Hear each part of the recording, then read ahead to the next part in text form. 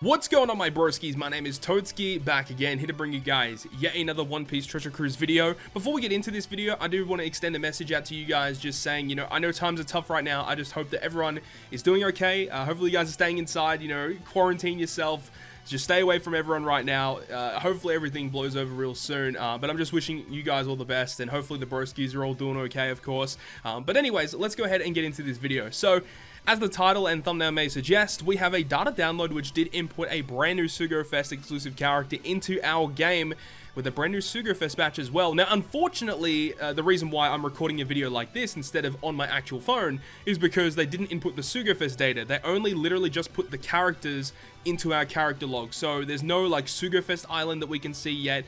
All we know is that these characters will be coming, and if we go by the release schedule, I would probably assume it's going to be coming as soon as the Stampede stuff ends. So it should be on the 29th of March at 1900 PST is when we should be expecting this guy. When we do get the data download for the actual banner, where we can talk about the structure and then we can decide whether or not it's worth pulling, I'll make a separate video for that as well. But in this video, we are on the database right now.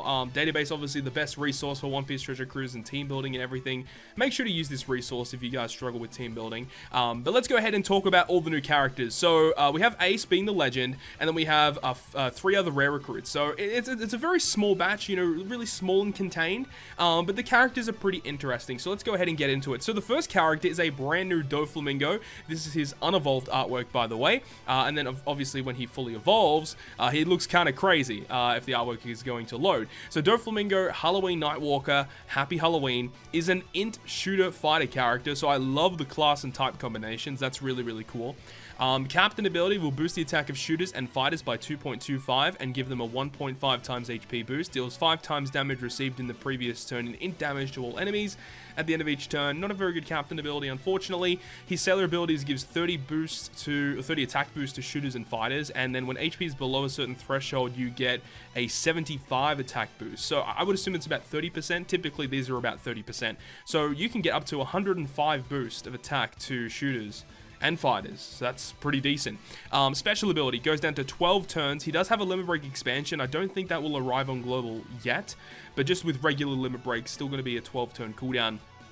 So it goes ahead and removes all resilience buffs on every single enemy. That's a pretty interesting ability. This is the only type of ability like this. I don't think there's any other special that just states remove all resilience. But then again, with resilience, there are ways that you can cheese it. You can use end of turn damage, poison. There are ways around it.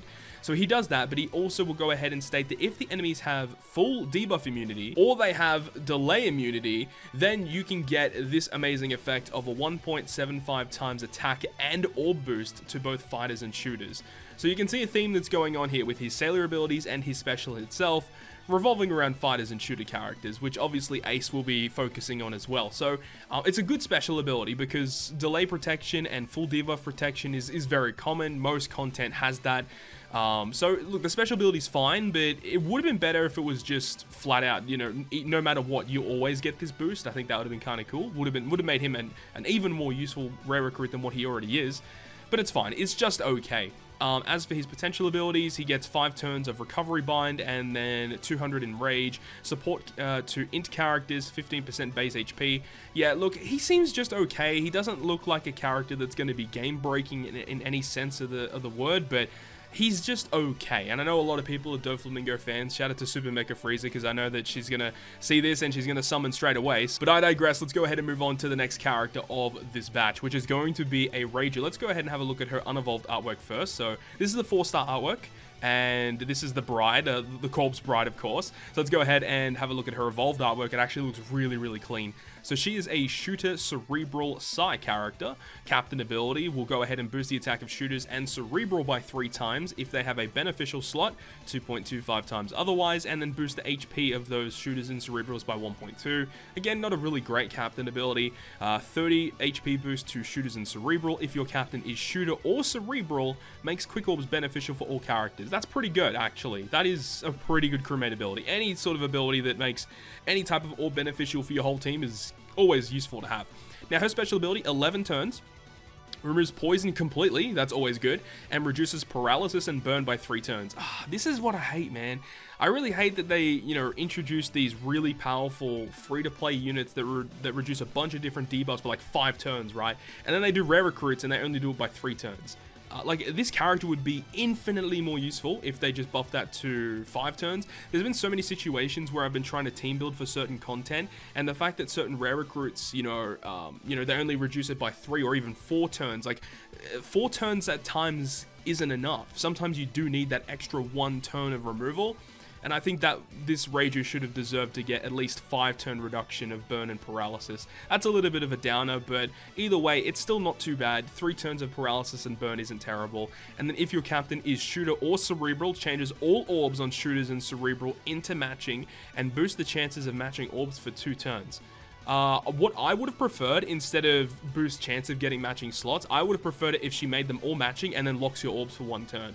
I think that would have been a little bit better in my personal opinion, but it is what it is. It's still not too bad. We have to see what the rates are of getting matching orbs, because, if the rates are just average, this character is not really going to see play. But the fact that you can still use this on a boss stage and still get a guaranteed full board of orbs, because we know with shooter characters, they need all the support that they can get right now, and any sort of support is always going to be a good thing, right? It's just, I have noticed this a lot with the shooter class, is that even when Capone's match came out, a lot of the good characters that are shooters are sign int, which isn't always a good thing, right? Because it means that you're never going to get that type advantage against the strength, the dex, the quick. You need to have those type advantage, right? So if you're giving all this utility and useful units to sign in, it doesn't really help the class out that much. And it's really annoying that they've done this once again. But it's funny because this entire Halloween batch, like including this and then the free-to-play characters that are releasing, they're all sign in, like every single one of them. It's pretty bizarre.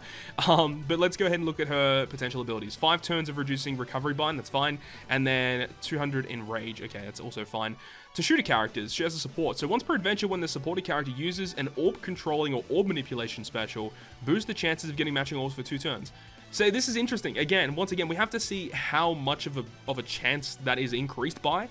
That could be very interesting, actually. That'll be very, very interesting to see how that goes. But I don't see that type of special ability being used all that much, but Reiju, she looks interesting. I do like the utility and the matching orbs. The poison removal is kind of nice, but you can get around that with sailor abilities and support abilities, my bad. So she's okay. Let's move on to the next one, which is Koala. So we're almost moving on to the Sugo-Fest exclusive characters. So here we've got Koala, Little Red Devil Riding Hood, of Red Devil Riding Hood. So she is a fighter cerebral psi unit, and that's her unevolved artwork, of course. Moving on to her evolved artwork. Looks fine. Again, fighter, cerebral, psi. Captain ability will go ahead and boost the attack of fighters and cerebrals by 2.5 and recovers 1000 HP at the end of each turn. Not a good captain ability.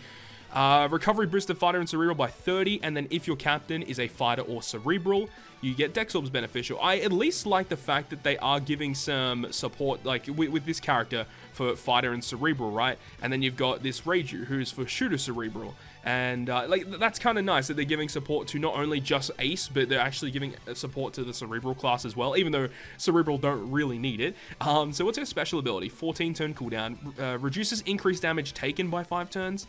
See, in a lot of cases, you don't need to remove increased damage taken.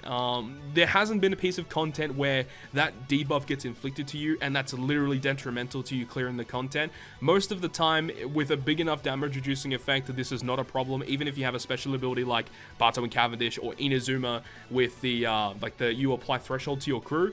Most of the time, that's more than enough to tank damage, even if you have to, right? So this doesn't matter. This means literally nothing. She also reduces damage received by 50% for 3 turns, okay? And then recovers 10 times her recovery and HP at the end of each turn for 3 turns. So this is 100% a character you want to feed recovery candy to. So 470...